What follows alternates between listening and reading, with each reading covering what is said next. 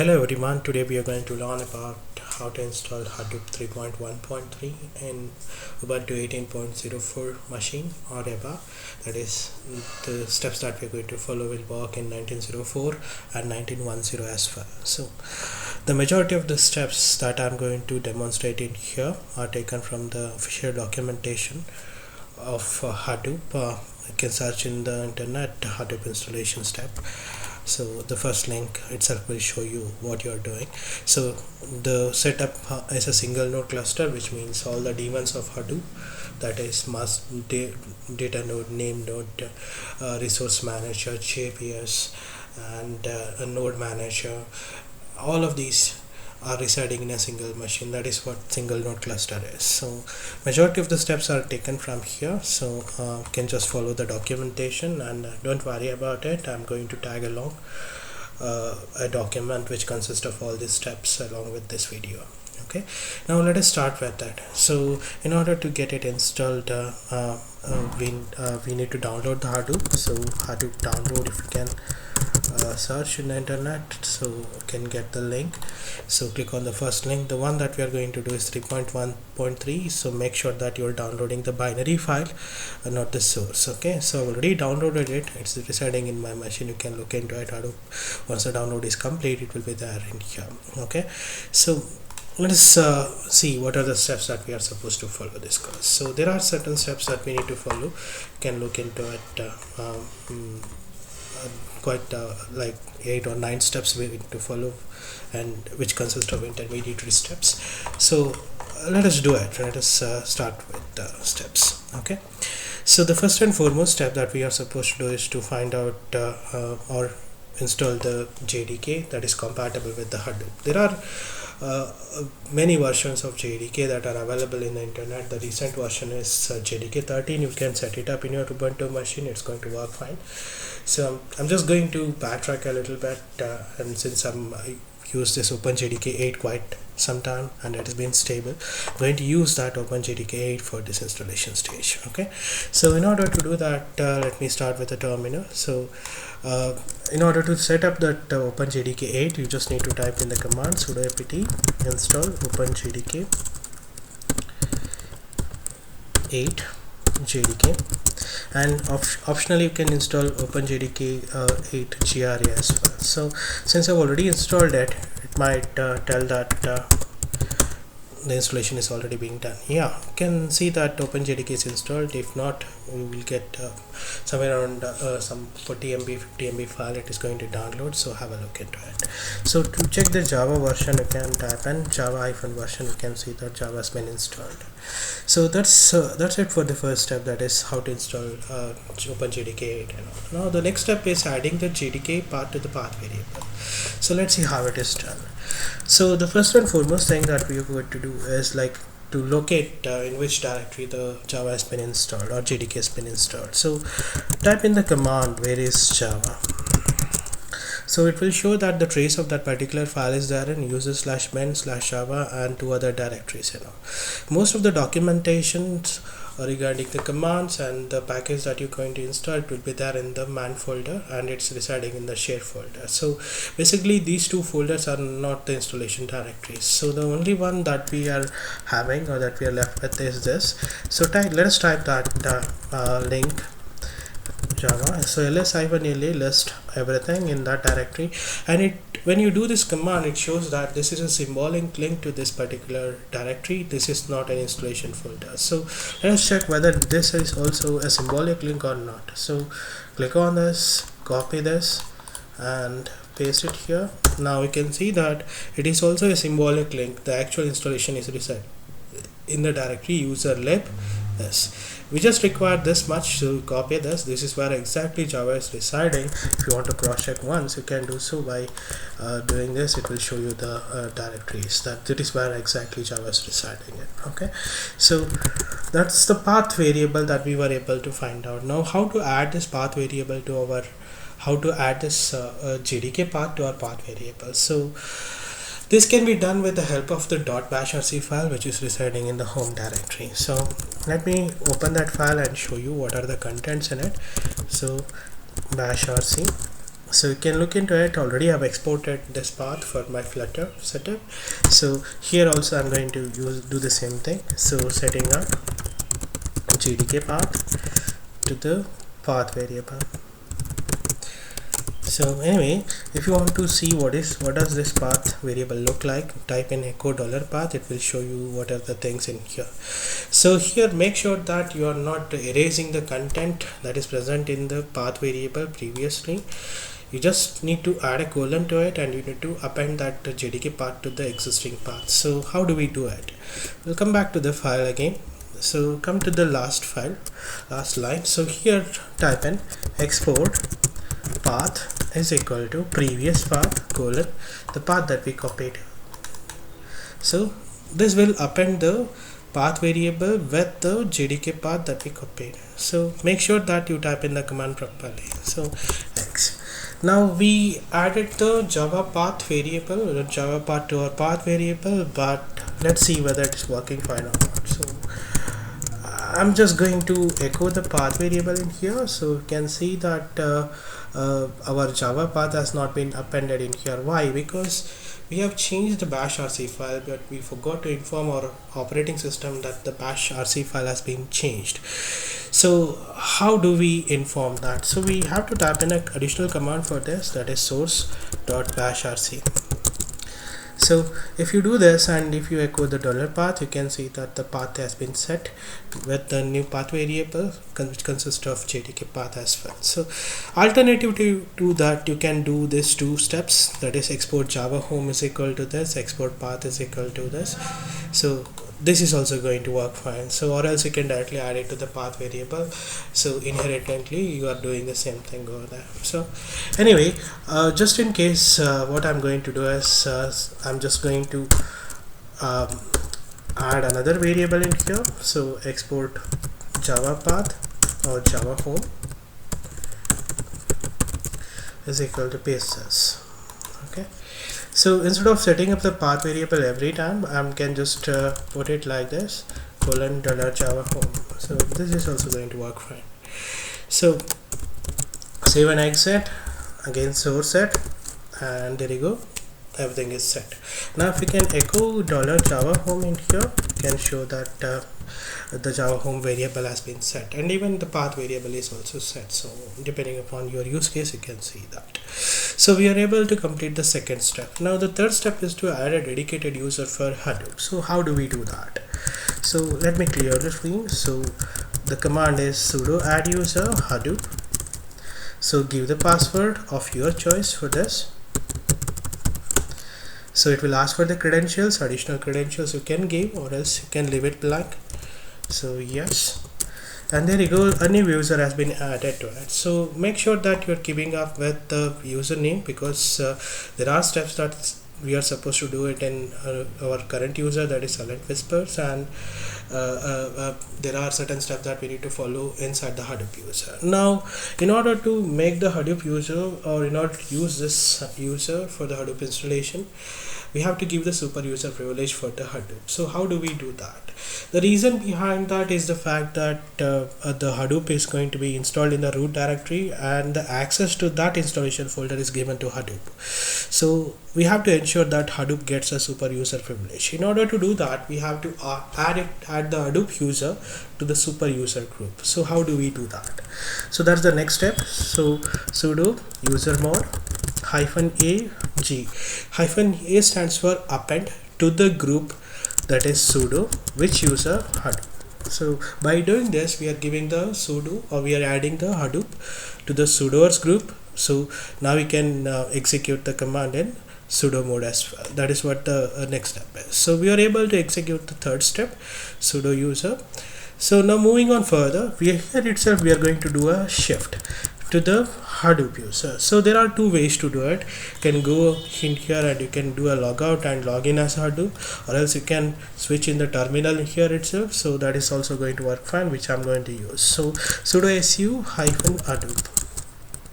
Now you can see that the user has been changed from Silent Whisper to the Hadoop. So the rest of the steps that we are going to follow, it will be in this user only. So that's what we are going to do now. Okay, now we are in the Hadoop user.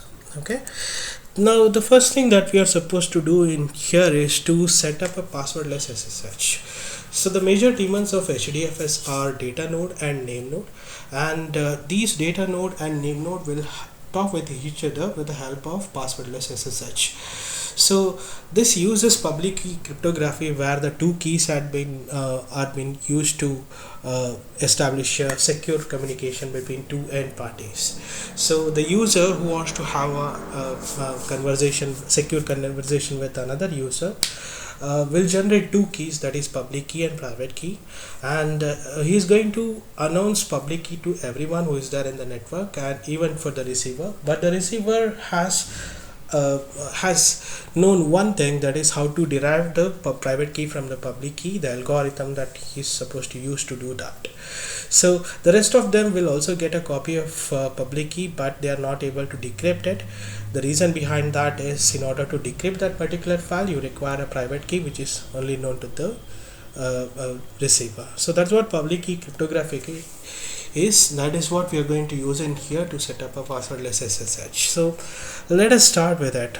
So since data node and name node are residing in the same machine, we are supposed to ensure that the connectivity between your machine and your localhost machine, that is via SSH, is possible. So that is what we are going to try now. So in order to do that, we are going to type in the command ssh keygen -t, which gives us choice of choosing the algorithm. Here the algorithm that I'm using in is RSA. So it will ask for the file that you want to encrypt. So I'm just going to leave it blank because I don't have a file to encrypt as of now. So enter passphrase. So there you go, the keys have been generated. Now if you want to have a look into those keys, you can just go to the .ssh folder, and if you can type ls, you can see the two keys have been generated. So the first key in here is, that is id RSA, is a private key that has been generated by SSH server. So this is what it is. This is an open SSH private key, and if you just get the public key, can see that the public key has been generated. In order to make this machine trustable via SSH, we have to copy this particular content of public key into authorized key. That's a system file that we need to create inside .ssh folder. That is what we are going to do. And I forgot to mention, if you want to use this SSH keygen with SSH and everything, you have to install this. That is sudo apt install OpenSSH server, OpenSSH client. So we are supposed to do this first, and then you follow the previous steps that I've done. So already installed it, so it's not going to give me much trouble. So how do I copy this content into authorized key? So cat the content of id_rsa.pub and redirect it to authorized _keys. This is a system file. It will check for this particular file. If the public key is present over there, then whichever the machine which has it, which provided this key, will become trustable party. So let's do this. Now let us check the connection to our localhost machine. If it is possible to connect to localhost via SSH from your local machine, then it is also possible for the name node and data node to use passwordless SSH. So let us ensure that everything goes smoothly in here. So type SSH, type in yes. Okay, so it's giving me trouble here. What happened in here? So it's not taking in. Just going to press Ctrl Z and execute this. So let's see. Now let me do this SSH localhost, type in yes. There you go, it got in. So I just concatenated the particular content in here into authorized key. You can look into the command that I've typed earlier. So you can see that cat that particular file and echo it into the authorized key. That is what I did. I did mistake in spelling out the thing. So see through it what is that. Alright. Now you're able to log into the local host via SSH. So now the data node and name node will have communication with each other. It's possible, and make sure that you get out of this connection first before you continue with the installation steps. So type exit, you will come out of it. Okay, Now the next step is to download the Hadoop binary from the Hadoop official website, and you have to extract that, and you have to move that particular file into the user local Hadoop. This is what we are going to do now. So we are going to follow the step 5. So what I'm going to do is I'll come back to my desktop. So I double click on it.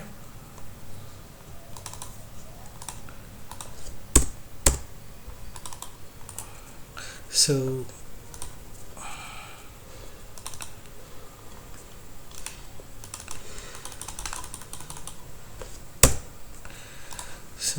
let's see. So I've double clicked on it, so the file is there, so extract it into the desktop folder there itself. So let it get extracted. This is equivalent to the command that I've already shown, that is tar file. So tar-xvzf, that's what it is. We just need to move this particular file, the folder that we extracted, into user local Hadoop. So we'll try that now. So let it get extracted. It's going to take a bit of time, so keep up with me. Meanwhile, let me walk you through with the next step. So we have to rename this particular file or folder into Hadoop, and then you can move, or else you can just move the folder directly into the user local Hadoop. So that is where the Hadoop will be installed. So as I mentioned earlier, /user is a root directory, so that's why we are trying to give the super user privilege to the Hadoop user. Okay, so let's see. Still taking its time. We'll wait for it, and then we'll continue with the next step. So meanwhile, let me walk you through with the step 6. Here we are supposed to set up the path variable file, that is hadoop java.sh. so this we will see. So what are the things in here? So let's see whether the extraction is done under 2 minutes. So there you go. I believe the extraction is completed. So it's there in this folder, Hadoop 3.1.3. Now what I'm going to do is I'm going to open the terminal in here. Okay, or else you can just go back to the previous terminal that you did. So here what you do is, remember this particular folder is there in the user, the previous user that we did, not in the Hadoop home directory. So we have to move this particular folder there. So move /home. So that was the username that I put forth, and the desktop folder and Hadoop. This has to be moved to the user local and Hadoop. So this will move this particular file. Of course it is going to throw me an error because we are not in we are trying to move a folder into the root directory. We have to give sudo for it. Okay, so type in sudo, give the Hadoop. Okay, so the folder, give the password, and you're good to go. The folder has been moved to the particular directory, that is user local Hadoop. So this will be the Hadoop home directory, so keep that in your mind. Okay, so moving on, next step is to set up the path variable for Hadoop. For that we need to create a file named hadoop java.sh. so let us try that now. So let me come back to the home directory, clear this. So we are going to create a file that is hadoop underscore java.sh. This file will not be there, but you have to create it. Now here are the contents that you are supposed to add. So let me copy this and show you. So I'll walk you through with this commands as well. So what are these things are going to do? Okay,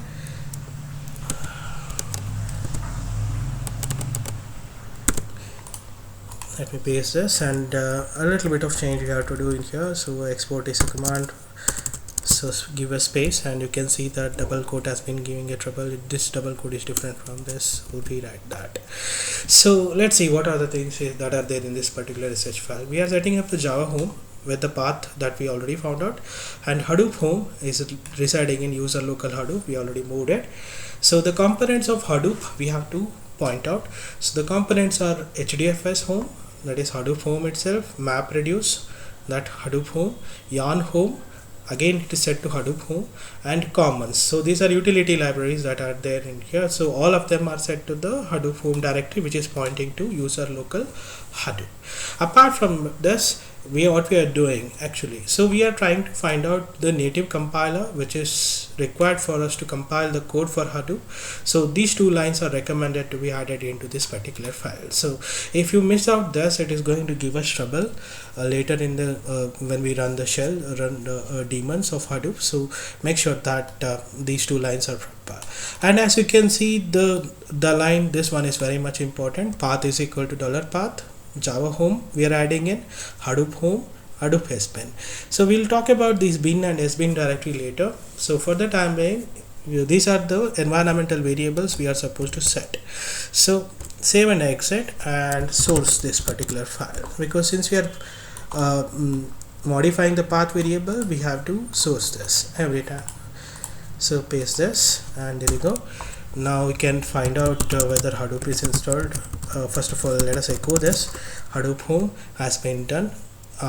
We can now check Hadoop is installed or not. Type in the command Hadoop version. You can see that Hadoop has been set up in your local machine. So now we have to configure the Hadoop. So we are supposed to modify certain configuration files of Hadoop. Let me walk you through with that step.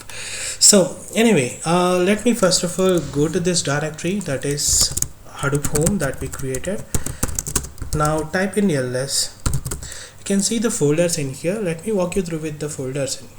So the most of the executables and shell scripts that will be run under Hadoop will be there in bin and sbin directory. So in the bin directory you will find Hadoop command, hdfs command. If you are talking about running of the daemons, running of the scripts to start the Hadoop and all of those scripts will be there in the sbin directory. The configuration file will be there in the etc directory. The library folders and the includes, the executable libraries will be there in the consecutive or respective directories, you can see. Alright, so most of the times we'll be tinkering with the bin, sbin and etc folder, and let me summarize it. Let me iterate one more time. In the bin directory you will find Hadoop and hdfs command.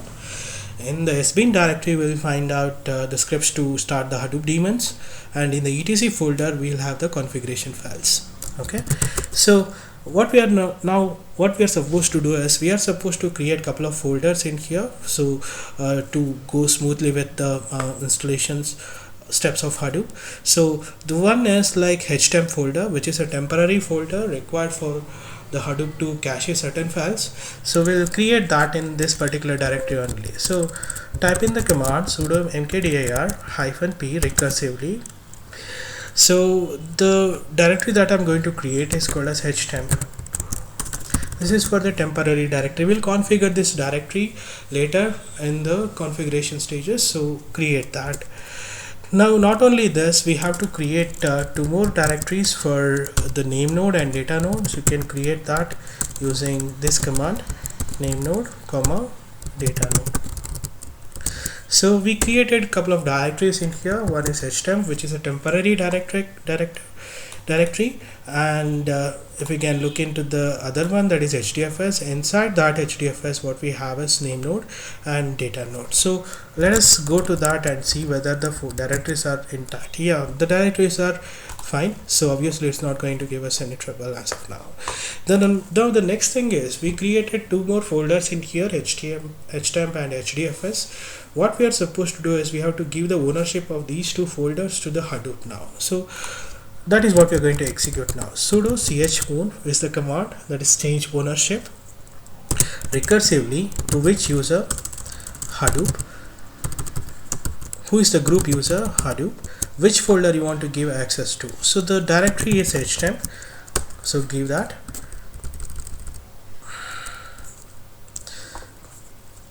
Or you can type in the full path.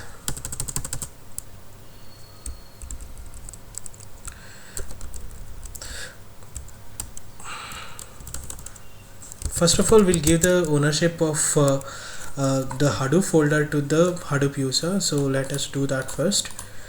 Paste this. So now what we are going to do is we are going to give the access or the ownership of this hdfs folder to the Hadoop user as well, and we'll give the htemp. We'll make this Hadoop user become the owner of the html2. So make sure that you execute these 3 commands properly. Okay, so now all the folders are intact. Now what we are supposed to do is we are supposed to do the configuration. As I uttered previously, we are going to modify the configuration files which is residing in the directory, that is etc. So get into the etc folder, type in ls. You can see there's one more folder, Hadoop. So type in ls, you can find the files that are required for the configuration. So the first file that we are going to tweak is the Hadoop env.sh. So in here, go to the 54th line. We can find the Java path variable there. So we just need to uncomment this, and we have to add our Java installation directory to this. So it is present in this particular path. So we were able to find out. So paste this in here. So close and save and exit -x. So that is the first configuration that you're going to do. The next file that you're going to edit is coresite.xml. So type in coresite.xml. So the configuration files you can find out in the installation document of Hadoop in their official documentation page. I've copied the content from there. So let me show you what does it look like. So don't copy the configuration, it will be there by default. So copy and paste it here. So here, what are all things that we are configuring? So here we are configuring the web portal for our Hadoop. So it is present in the localhost 9000. You can change the port number as well. By default, this Hadoop version will take the port number 9870. And we also created one folder for caching in the temporary file that will be there, the temp directory. You can see user local Hadoop htemp. So for this cause itself, we have created that particular folder. So the second property that we are setting in is the temporary folder that we need to configure in this particular file. So save and exit. So we were able to do things in the coresite.xml. So we were able to add the default port number for our web portal, and we were able to add the html folder as well. So this will complete our step 7b. Now moving on further, the next step is to modify the hdfs folder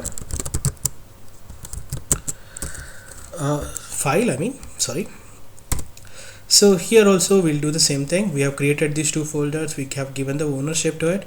So copy all the properties in here and paste it here. Okay, so have a look into it, the properties list in here. The first one is the replication factor. Since it's a single node cluster, there is no replication concept. By default, the value will be 1, and we have to specify where exactly the name node is, where exactly is the data node is, and which are the directories used by them. So that's the reason why, if we can recall, in the previous step we have created 2 more folders, name node, data node, under the hdfs folder. So we have set up the name node directory inside the Hadoop home hdfs name node, and similarly we have set up the data node directory in Hadoop home hdfs data node. So these are the 2 folders that is mandatorily should be created before we start the Hadoop hdfs daemons. So the next file that we are supposed to edit is mapreduce.site.xml. okay, so similarly here also we are supposed to copy certain things. So copy the MapReduce file in here. So we have to paste it inside the Hadoop, in the configuration. So here we will find out where exactly the framework is and how to compile the MapReduce framework, or how to run the MapReduce framework. So the property that we are setting in is the MapReduce class path. So it is located in this directory. You can see the official documentation to get these files. Okay, so save this file. So we are able to configure the MapReduce file. The last file that we need to configure is the resource manager, that is yarn. So again, same thing, we are supposed to add the properties to it. So these are taken from there. So have a look, copy and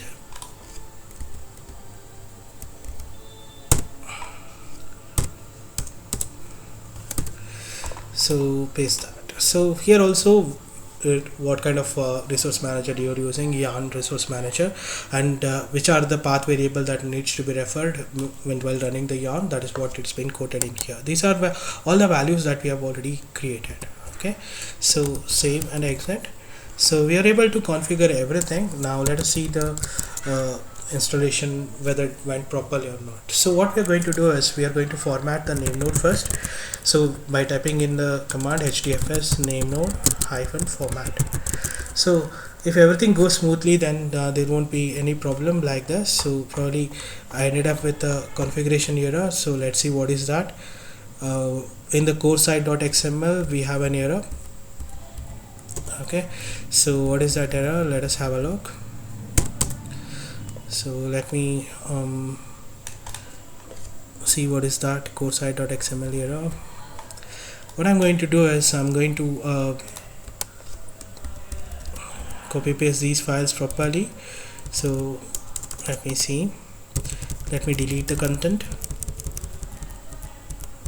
Okay, so going to come back to the core site.xml file. So I'm going to copy these things, okay, and paste it here. So let us see whether it's going to go through this time or not. Okay, so now it was able to go through properly. So this time the FS image has been created properly. So there you go, our name node got formatted. The next step is to run the Hadoop daemons. So these will be there in the sbin directory. So let's see, Hadoop home, in the sbin directory. So type in ls. If you can start all the daemons by executing the command, that is start all.ss. This is what the script which is going to start all the daemons. Okay, so type in start all.sh. It will take 10 seconds to start the daemons, and let's see whether it's going to go through properly or not. Okay, so there you go. It started with the name nodes, data nodes, and Ubuntu machine has been added as a known host, starting with the resource manager, node manager, and there you go. If you type in JPS, you can see that now all the daemons are running, and you can access that in here by typing in localhost 9870 port number. You can see the web folder, the web portal through which we can access the content. You can access the directory structure of hdfs as well. At the same time, if you want to see the node details, you can type in localhost 8808 sorry 8088, I mean. You can see the cluster node and everything. So that's it. Now all the daemons are running fine, and that is what the installation of a single node cluster on Hadoop that is single node cluster on Ubuntu 19.10. This setup is going to work even with the 1904, and it has been tested, and it's going to work fine with 1804 as well. So that's it for today. Thank you for watching.